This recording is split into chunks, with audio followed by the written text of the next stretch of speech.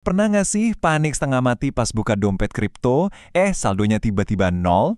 Atau pas lagi transaksi kok statusnya pending terus berjam-jam? Seringnya nih, biang keroknya itu satu hal, RPC. Tenang, hari ini kita bakal kupas tuntas apa itu RPC, biar perjalanan kalian di dunia Web3 jadi mulus tanpa hambatan.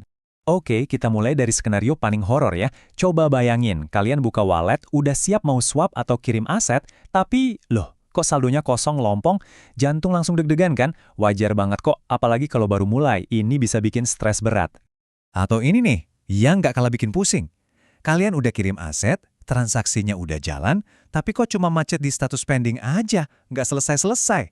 Pasti langsung kepikiran, waduh, aset gue nyangkut di mana nih? Apa jangan-jangan jaringannya lagi error? Nah, misteri inilah yang mau kita pecahin bareng-bareng. Oke, pertama dan yang paling penting, tarik nafas dulu. Aset kalian itu hampir pasti aman. Serius, 99% kasus kayak gini tuh masalahnya bukan karena blockchain-nya jebol atau aset kalian ada yang nyuri. Masalahnya jauh lebih sepele. Kemungkinan besar ini cuma soal koneksi. Biar gampang ngertinya, gimana kalau kita pakai analogi sederhana aja? Anggap aja nih, semua aktivitas kalian di Web3 itu kayak lagi nyetir mobil di kota besar. Nah, di sini RPC itu perannya krusial banget. Jadi, bayangin deh, blockchain, entah itu Ethereum, BSC, atau Polygon, itu adalah sebuah kota metropolitan yang super sibuk dan canggih. Di dalam kota inilah semua data transaksi dan, yang paling penting, aset-aset kalian disimpan dengan aman di brankas-brankas digital yang nggak bisa diutak-atik. Terus dompet Web3 kalian, misalnya MetaMask atau Token Pocket, itu ibaratnya mobil pribadi kalian. Mobil inilah yang kalian pakai buat keliling kota, buat mampir ke berbagai gedung aplikasi, buat ambil aset dari brankas, atau buat ngirim aset ke alamat lain. Nah, ini dia intinya. RPC atau Remote Procedure Call itu adalah jalan tolnya. Jalan inilah yang menghubungkan mobil kalian, si dompet, ke kota besar, yaitu si blockchain. Tanpa lewat jalan tol ini, mobil kalian ya cuma bisa nongkrong di garasi aja, nggak bisa lihat isi kota, apalagi ikut beraktivitas di dalamnya. Jadi, ini poin yang harus banget kalian ingat ya. Pas transaksi kalian macet atau saldo nggak muncul, itu bukan berarti seluruh kota blockchain-nya lagi runtuh. Sama sekali bukan. Itu cuma berarti jalan tol yang lagi kalian pakai saat itu kebetulan lagi macet parah. Titik. Nah, serunya di sini, kalian tuh nggak harus pasrah kejebak macet di satu jalan tol doang loh. Kalian punya pilihan lain. Yuk kita lihat gimana dompet-dompet yang berbeda ngasih kita pilihan jalan tol ini. Coba kita bandingin. MetaMask itu ibaratnya ngasih kalian satu jalan tol utama bawaan buat tiap jaringan.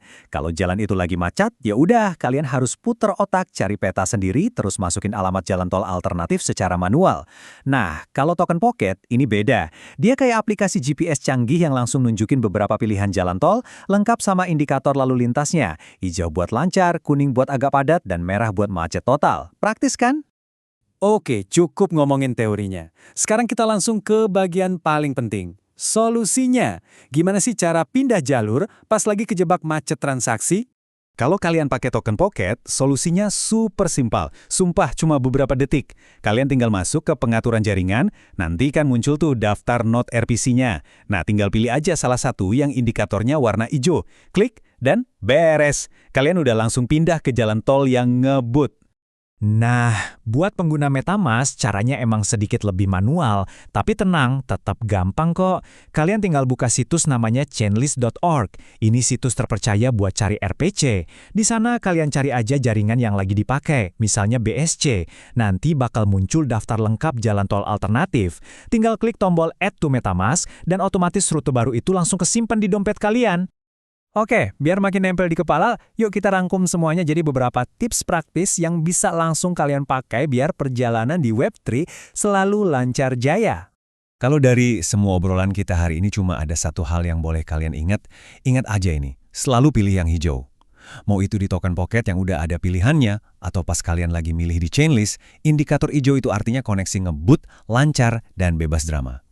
Ini aturan paling simpel buat ngehindarin stres. Jadi, ingat 3 hal ini ya. Pertama, transaksi macet itu cuma macet di jalan tol, bukan kotanya yang ambruk.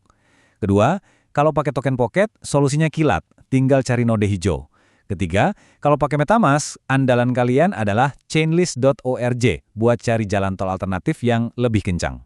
Dan ini yang paling penting buat kalian tanamkan di pikiran.